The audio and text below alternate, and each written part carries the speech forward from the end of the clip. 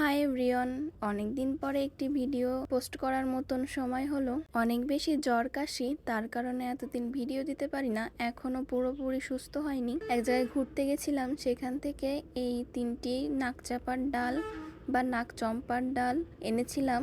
এনেই বসে গেছিলাম এগুলো কাটিং করে একটু অ্যালোভেরা জেল দিয়ে হলুদ মাখিয়ে রেখে দেওয়ার জন্য। আজকে যেহেতু এটা শুকায়নি, 2-3 দিন রেখে দিব ঘরে। যখন একটু ডালটি শুকিয়ে আসবে তখনই এই ডালগুলো বালিতে রোপণ করে দিব। আমার কাছে ফাঙ্গিসাইড নেই, তার জন্য হলুদ গুঁড়ো দিয়ে দিয়েছি, আর রুট হরমোনের জন্য অ্যালোভেরা জেল। নাক চম্পার ডাল থেকে সব পাতাগুলোই ফেলে দিয়েছিলাম। লাগানোর পরে এই পাতাগুলো এমনিতেই শুকিয়ে ঝরে যাবে, তার কারণে আগে থেকেই ফেলে দিয়েছি। 2 দিন ঘরে রেখে দিয়েছিলাম, একটু শুকিয়ে আসলে তখন এই নদীর লাল বালুতে আমি এই ডালগুলো রেখে দিচ্ছি। 2টা ডাল নদীর লাল বালুতে দিচ্ছি এবং একটি ডাল মাটিতেই দিয়ে দিব।